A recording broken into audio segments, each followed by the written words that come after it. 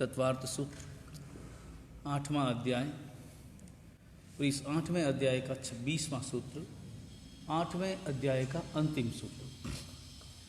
इस सूत्र में कर्म प्रकृतियों के संबंध में ये बताया गया है कि कौन सी प्रकृतियाँ, कितनी प्रकृतियाँ पुण्य प्रकृतियाँ हैं और जो शेष हैं वो पाप प्रकृतियाँ हैं।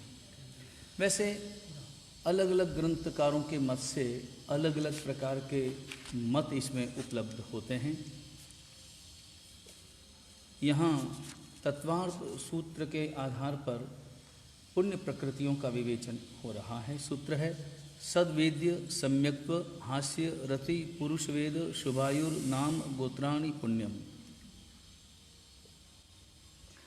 सद्वेद्य, सद्वेद्य यानी साता वेदनीय पुण्य प्रकृति है। पुण्य प्रकृति ऐसे तो कर्म हमेशा आत्मविकास में बाधक ही है, मगर कुछ कर्म ऐसे हैं जो सुख पहुंचाते हैं और जो आत्मविकास में पूर्ण रूप से बाधक नहीं होते, बल्कि कभी कभी वे आत्मविकास में सहायक भी हो जाते हैं। उन्हें पुण्य प्रकृतियां कही जाती हैं। शातावेदनीय पुण्य प्रकृति है। सम्यक्त्व यानी सम्यक्त्व मोहनीय, हास्य रति पुरुषवेद शुभ आयुष्य। शुभ 3 के साथ जुड़ा है, आयु नाम और गोत्र के साथ। शुभ आयु शुभ नाम, क्योंकि नाम कर्म की जो प्रकृतियां हैं उनमें जो वर्ण गंध रस स्पर्श इत्यादि की जो प्रकृतियां हैं उसमें कुछ भेद पुण्य में आते हैं, पुण्य प्रकृति में, और कुछ भेद पाप रूप में भी है। और कुछ जो है सामान्य से जो वर्ण चतुष्क हैं वो उभय स्वरूप भी है, पुण्य भी और इसी प्रकार विशेष रूप से रक्त पीत और श्वेत ये 3 वर्ण, सुरभिगंध और रस में कषाय, अम्ल और मधुर ये 3 रस, और स्पर्श में लघु मृदु स्निग्ध और उष्ण ये 4 स्पर्श। इस प्रकार कुल मिलाकर जो ये 11 है वो पुण्य स्वरूप है और बाकी की जो 9 है वो पाप स्वरूप है। तो शुभ आयु शुभ नाम और शुभ गोत्र यानी उच्च गोत्र, ये पुण्य प्रकृतियां कुल मिलाकर कर्म इस तत्वार्थ सूत्र के अनुसार 45 प्रकृतियां पुण्य प्रकृतियों के रूप में स्वीकार की जाती। इसमें एक वेदनीय मोहनीय की 4, जिनमें एक सम्यक्त्व हास्य रति और पुरुष वेद, ये मोहनीय की 4 प्रकृतियां, और उसके बाद में नाम कर्म की 37 प्रकृतियां, गोत्र की 1, आयुष्य की 2, कुल मिलाकर 45 जो है वो पुण्य प्रकृतियां मानी जाती है। इसमें मतांतर काफ़ी चलते हैं और मतांतर के आधार पर सम्यक्त्व कर्म ग्रंथ इत्यादि में, कर्म प्रकृति इत्यादि ग्रंथों में सम्यक्त्व मुनि, हास्य रति और पुरुष वेद, इन 4 को पुण्य प्रकृति नहीं माना जाता, और इसके साथ साथ तिर्यंच आयु को पुण्य प्रकृति माना जाता है। इस प्रकार कुल मिलाकर के 42 प्रकृतियों को पुण्य प्रकृतियां माना जाता है। अब यहाँ पर तत्वार्थ सूत्र जो है, जिसमें अब अभी जो 45 पुण्य प्रकृतियां बताई है, उसका अर्थ यह है कि जिससे प्रीति पैदा होती है, जिससे सुख पैदा होता है, जो अच्छी लगती है, उन प्रकृतियों का उदय पुण्य, और विपरीत जो प्रकृतियां हैं वो पाप प्रकृतियां मानी जाती है। तो इससे ये सिद्ध हुआ कि ये पुण्य प्रकृतियां हैं, इन्हें छोड़कर बाकी की शेष जो भी प्रकृतियां हैं वो सभी पाप प्रकृतियां हैं। नवतत्व इत्यादि ग्रंथों में 82 प्रकृतियां पाप प्रकृतियां बताई है।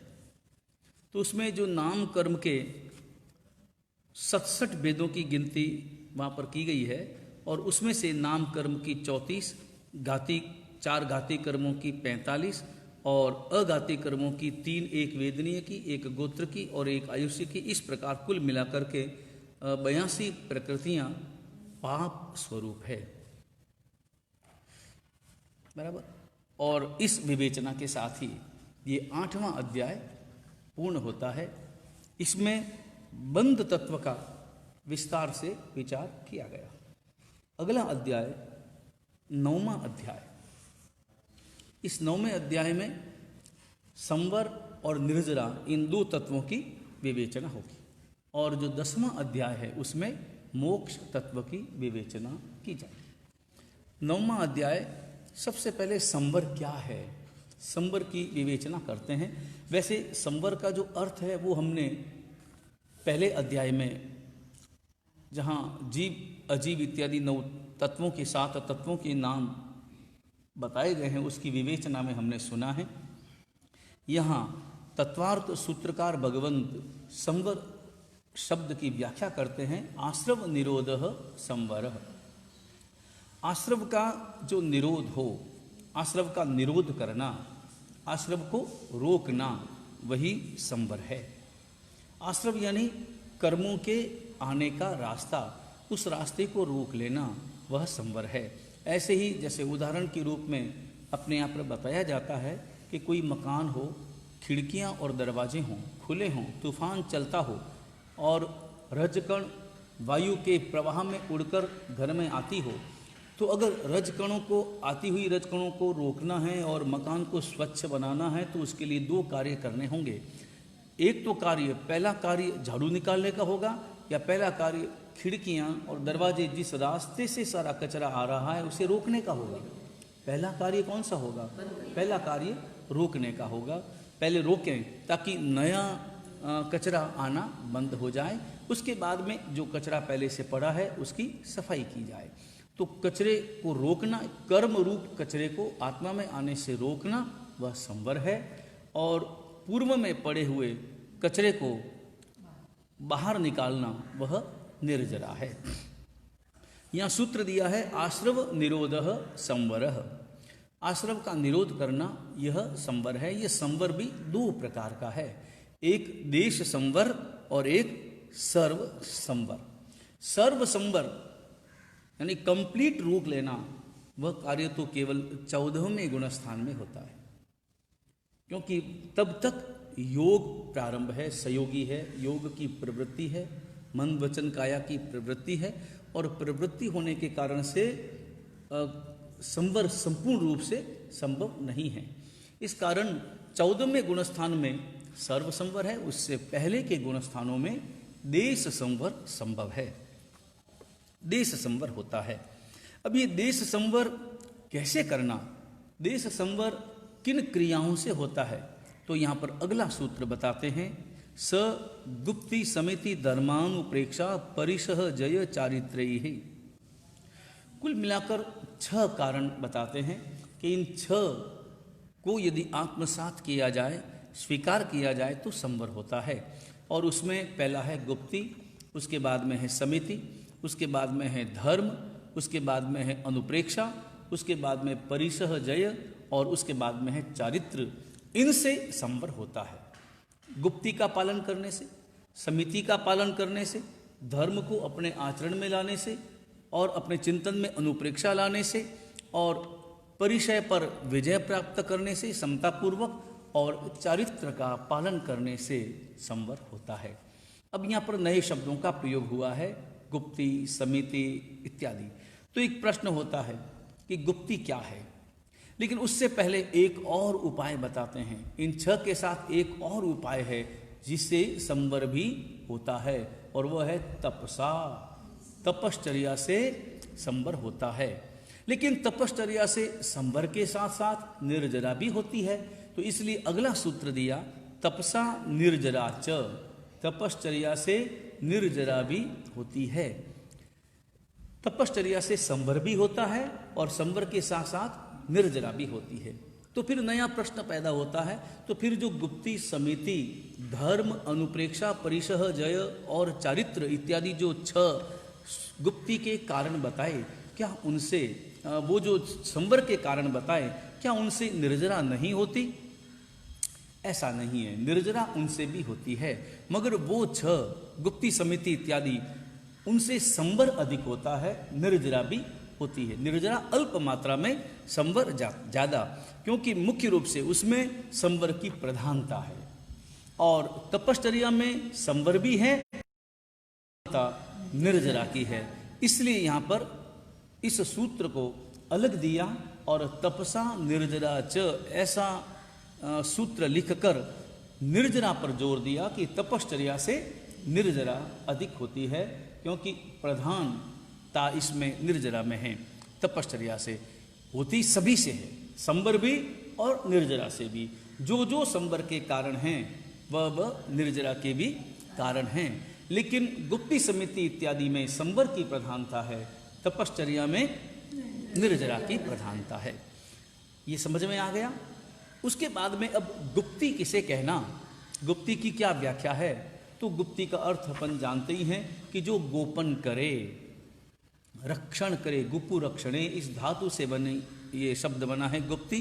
जो रक्षा करे या जिसके कारण हमारी रक्षा हो, वह गुप्ती कहलाती है। और गुप्ती की व्याख्या यहाँ पर करते हैं आचार्य भगवंत, सम्यक योग निग्रहो गुप्ति ही। सम्यक प्रकार से 3 जो योग हैं, कौन से 3 योग? मनोयोग, वचन योग और काय योग।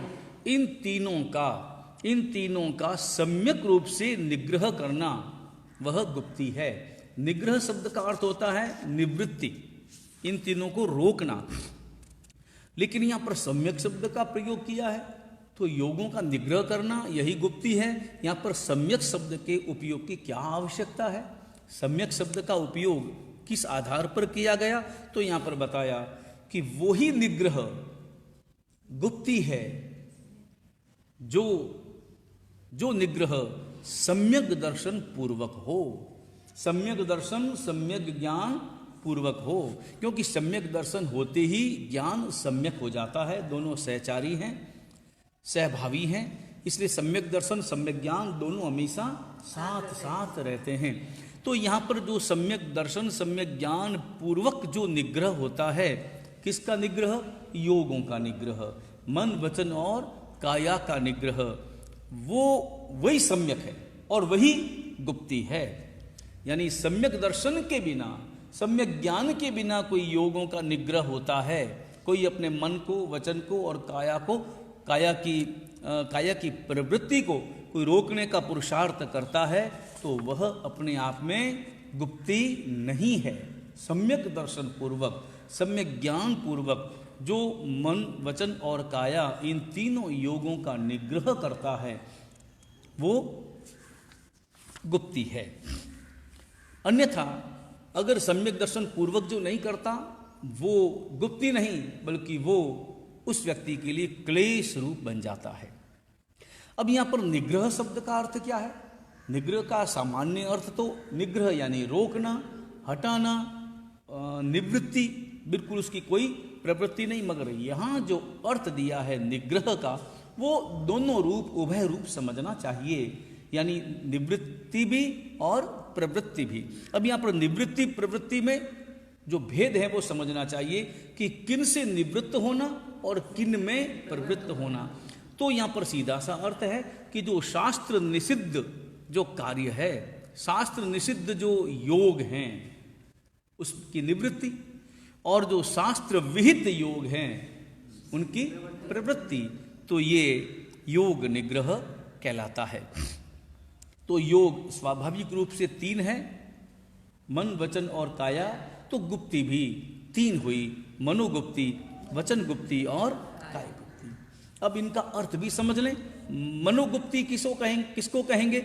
मनोगुप्ती का अर्थ होता है आर्त ध्यान और रौद्र ध्यान रूप जो अशुभ विचार हैं उनसे निवृत्ति होना, उनसे निवृत्त होना। और धर्म ध्यान, शुक्ल ध्यान रूप जो शुभ ध्यान है उनमें मन की प्रवृत्ति होना, यह मनोगुप्ती है। लेकिन यहां पर एक प्रश्न ये भी है कि जो शुभ और अशुभ दोनों प्रकार के विचार, आर्त ध्यान, रौद्र ध्यान अशुभ है, धर्म ध्यान, शुक्ल ध्यान शुभ है, इन दोनों की जो निवृत्ति है हकीकत में वो ही मनोगुप्ती है। दोनों की जो निवृत्ति हो जाए, शुभ और अशुभ दोनों प्रकार के विचारों की जो निवृत्ति है वह मनोगुप्ति है। मगर इस प्रकार की जो मनोगुप्ति है वो कहाँ उपस्थित होती है?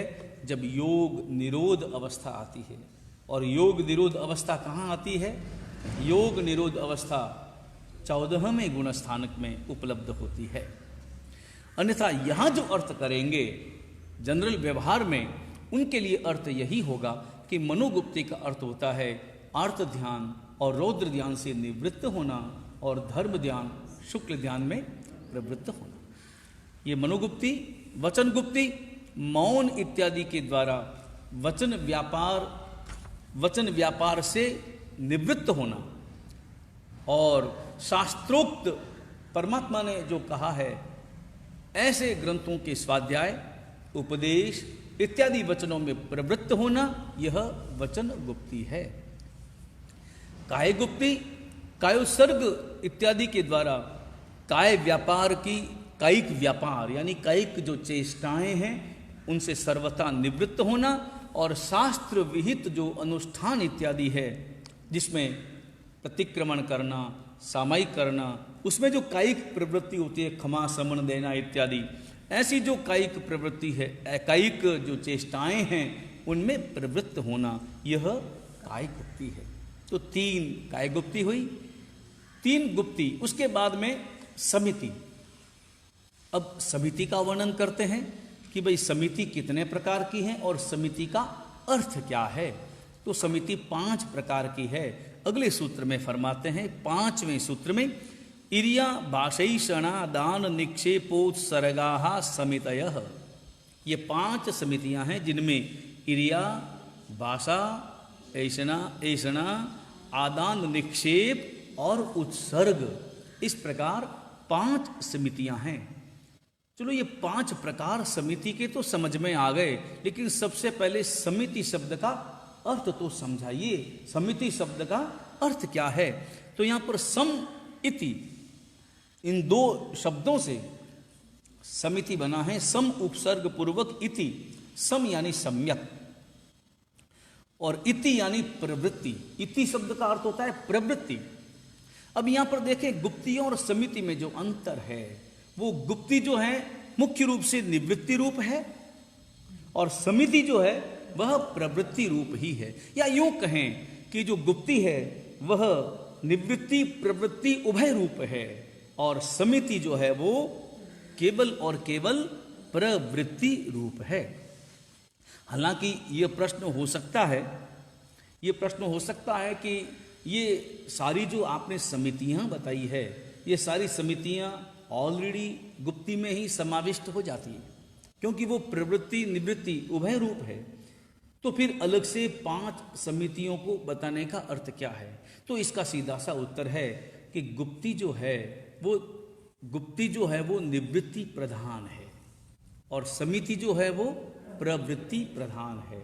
और थोड़ा विस्तार से व्यवस्थित रूप से खुलासा भी हो जाए और सभी बाल जीवों को भी इनका अर्थ अच्छी तरह से समझ में आ जाए, इसलिए इनकी विवेचना अलग से की गई है। अब ये 5 समितियों के जो नाम बताए उनकी विवेचना क्या है? तो बताते हैं कि पहली समिति है इरिया समिति। इरिया शब्द का अर्थ होता है गति करना। इरिया शब्द का अर्थ है गति करना। तो संयम की रक्षा के लिए मुख्य उद्देश्य हमारा, हम जो भी गति करते हैं, क्योंकि ये जो 5 समितियां और 3 गुप्तियां हैं, ये विशेष रूप से श्रमणों के लिए है या औषधधारी श्रावकों के लिए है। वैसे श्रावक वर्ग भी गुप्तियों और समितियों का पालन करे तो कोई इसमें किसी भी प्रकार का दोष नहीं है, मगर साधु संतों को तो इन 5 समिति और 3 गुप्ति इनका पालन करना ही होता है, क्योंकि 5 और 3 अष्ट, यही अष्ट प्रवचन माता है और इस माता की गोद में ही उन्हें हर पल बिताना होता है। इसलिए उनकी हर क्रिया, उनका देखना उठना बैठना खाना पीना चलना बोलना सब कुछ 3 गुप्ति और 5 समिति पूर्वक ही होता है। तब यहाँ पर इरिया समिति की परिभाषा बताते हैं कि संयम रक्षा के उद्देश्य के लिए जब गति करनी होती है, जब गमनागमन करना होता है श्रमण भगवंतों को, तो कैसे गति करें, तो इरिया समिति का पालन कैसे हो। तो इरिया समिति का पालन करने के लिए स्वाभाविक रूप से दो तीन एक बातों का ख्याल रखना बहुत जरूरी है। एक बात कि वह कम से कम 3.5 से 4 हाथ भूमि अच्छी तरह से देख कर चले। अपने शास्त्र में वर्णन मिलता है कि युग मात्रम चतुर्हस्त प्रमाणम सकटोर्धि संस्थितम। अब यहाँ पर बताया गया है कि युग मात्रम, आपने बैलगाड़ी देखी होगी, तो बैलगाड़ी में पीछे तो 2 पहिए रहते हैं और उसके ऊपर जहाँ सामान रखने का स्थान होता है, और उसके आगे बैलों को जोड़ने के लिए आगे का लकड़ी का हिस्सा होता है, आगे वाला हिस्सा। तो वो आगे वाला जो हिस्सा है जिसे बैलों में जोड़ा जाता है, वो हिस्सा कितना लंबा होता है, तो बताते हैं कि वो हिस्सा 4 हाथ का होता है। चतुर्हस्त प्रमाणम, 4 हाथ प्रमाण है। तो शास्त्रों में विधान बताया गया कि 4 हाथ प्रमाण यानी 3.5 से 4 हाथ प्रमाण भूमि देखकर चले, ताकि नीचे किसी भी प्रकार का कोई जीव जंतु न हो। और उसे किस प्रकार देखना है, केवल नीचे ही देख के चलेगा तो आगे कोई खड्डा आएगा, कोई दीवार आएगी, कोई व्यक्ति आ जाएगा, पता भी न चलेगा। तो ऐसा भी नहीं करना है। मुख्य रूप से आपकी निगाहें कहाँ चाहिए, नीचे चाहिए। मगर आगे देखा कोई नहीं, फिर नीचे देखना प्रारंभ कर दिया। इस ढंग से आपको चलना होता है जिससे आगे का दृश्य भी नजर आए और साथ साथ जैना भी, जीवों की जैना भी गमनागमन में व्यवस्थित रूप से जैना का पालन हो। और इसके साथ साथ ऐसे स्थान पर चलना हो, गति भी ऐसे स्थान में करनी चाहिए कि जहाँ पर लोगों का आवागमन ज़्यादा हो, आवागमन लगातार होता रहता हो, वहीं पर साधुओं को गति करनी चाहिए। और इसके साथ साथ जिस मार्ग पर सूर्य का प्रकाश पड़ता हो, ऐसे मार्ग पर उन्हें चलना चाहिए। इस प्रकार इन 3 नियमों से जो गति करता है, गमन करता है, गमनागमन करता है, तो समझना चाहिए कि वह इरिया समिति का पालन करता है। ये इरिया समिति की परिभाषा है। उसके बाद में दूसरी है भाषा समिति। भाषा समिति, भाषा का शब्द का अर्थ होता है बोलना। तो जहाँ आवश्यक हो वहीं पर बोले, लेकिन उसकी भाषा कैसी हो। नंबर 1 हितकारी हो, नंबर 2 प्रमाणोपेत हो, हितकारी हो। हितकारी यानी सामने वाले के हित वाली भाषा हो, न केवल सामने वाले के लिए हितकारी हो बल्कि स्वयं के लिए भी हितकारी हो। और प्रमाणोपेत हो। प्रमाणोपेत शब्द का अर्थ होता है कि यदि अपनी बात हम 8 शब्दों में कह सकें तो उसके लिए 10 शब्दों का प्रयोग नहीं होना चाहिए।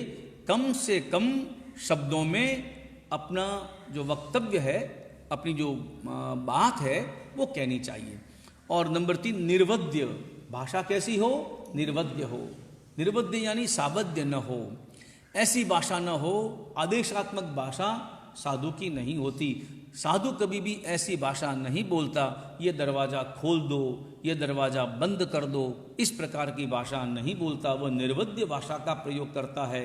और उसके स्थान पर दरवाज़ा अगर खोलने का हो तो वहाँ पर ऐसा बोलता है कि दरवाज़ा खोलने का अवसर देखें या जैना करें, बंद करना हो तो जैना करें। इस प्रकार की भाषा जो निर्वद्य भाषा है वही भाषा होनी चाहिए। और जब भी कोई व्यक्ति कहता है कि हमारे घर पर गोचरी इत्यादि पधारें, तो जवाब क्या होता है, वर्तमान योग। वह कभी भी हाँ इस प्रकार की भाषा में या ना इस प्रकार की भाषा का उपयोग नहीं करता। वह हमेशा निर्वद्य भाषा बोलता है। इसी प्रकार किसी भी गृहस्थ व्यक्ति को तुम बैठो, तुम सो जाओ, तुम आओ, इस प्रकार की भाषा का उपयोग भी निषिद्ध है। और वर्तमान में भाषा समिति के संबंध में इरिया समिति का पालन हो जाता है, मगर भाषा समिति के पालन के संबंध में हमारी जागरूकता प्राय समाप्त हो गई है। और इस कारण सावध्य भाषा का प्रयोग ज़्यादा होने लगा है। ज़्यादा नहीं बल्कि अत्यधिक होने लगा है। चिंतन पूर्वक सावध्य भाषा के प्रयोग पर हमें विराम लगाना चाहिए। तो भाषा कैसी हो? हितकारी हो, प्रमाणोपेत हो, और तीसरा निर्वध्य हो, और चौथा स्पष्ट भाषा हो। जो भी बात कहनी है वो क्लियर होनी चाहिए, स्पष्ट कहनी चाहिए, घुमा करके कोई बात नहीं कहनी चाहिए। कटु वचनों का प्रयोग न हो, कंटक वचनों का भी प्रयोग न हो। न तो कटु वचन हो, न कंटक वचन हो, न व्यंग्यात्मक भाषा हो। साधु कभी भी व्यंग्य की भाषा में बात नहीं करता, कड़वी बातें नहीं बोलता, गाली इत्यादि का प्रयोग भी श्रमण अपने जीवन में कभी नहीं करता। तो ये भाषा समिति है। और भाषा समिति जो है वो प्रवृत्ति वाली बात है ना, यहाँ पर गुप्ती वाली बात नहीं। वचन गुप्ती में गुप्ती वाली बात आ गई। यहाँ प्रवृत्ति है कि भाषा कैसी बोलनी है। एक तो जब आवश्यक हो तभी भाषा का प्रयोग करना चाहिए, अन्यथा वचन गुप्ती का उपयोग करते हुए मौन धारण करना चाहिए। उसके बाद में तीसरी समिति है ऐषणा समिति। ऐषणा समिति शब्द का अर्थ होता है गवेषणा करना, यानी खोज करना, यानी शुद्ध आहार की खोज करना, शुद्ध उपकरणों की खोज करना। क्योंकि श्रमण जीवन में संयम का निर्वाह करने के लिए आवश्यक उपकरण भी चाहिए और आवश्यक आहार पानी भी अपेक्षित होता है। तो ऐसे इसके लिए वसति है। पहले तो शुद्ध वसति देखना, यानी स्थान देखना, वो भी निर्वध्य हो, दोष रहित हो, बिना निमित्त की वस्ती हो। और फिर वस्ती है, वस्त्र है, पात्र है, आहार इत्यादि है, औषधि इत्यादि है। इन सब की शास्त्र विहित गवेषणा करना, शास्त्रों के आधार पर बिना निमित्त निर्दोष गवेषणा करना, वो गवेषणा करना वो ऐषणा समिति है। और इस प्रकार की गवेषणा करके आहार ग्रहण करना, आहार, वस्ती, वस्त्र, पात्र, उपकरण, औषधि इत्यादि ग्रहण साधु को करना चाहिए। यह ऐषणा समिति है। उसके बाद में है आदान निक्षेप समिति। आदान शब्द का अर्थ होता है ग्रहण करना, यानी स्वीकार करना, यानी लेना, और निक्षेप यानी रखना, छोड़ना। तो संयम के उपकरण जब भी, जैसे रजोहरण हमें नीचे रखना है, जैसे आसन हमें नीचे बिछाना है, तो ये रखना हुआ। तो कैसे रखें? तो रखते समय प्रमार्जना पूर्वक। और प्रमार्जना दो प्रकार की, एक दृष्टि प्रमार्जना और एक रजोहरण इत्यादि के द्वारा प्रमार्जना। तो दोनों ही प्रकार की प्रमार्जनाओं का उपयोग करते हुए निक्षेप करना, यानी रखना, और ग्रहण करना। ग्रहण भी करो, जैसे यहाँ डंडा पड़ा है और आपको डंडा लेना है, तो ऐसे ही नहीं कि हाथ वहाँ गया और सीधे डंडा ले लिया। वहाँ पर पहले रजोहरण, उससे प्रमार्जना करो, फिर उसे ग्रहण करो, फिर उसे हाथ लगाओ।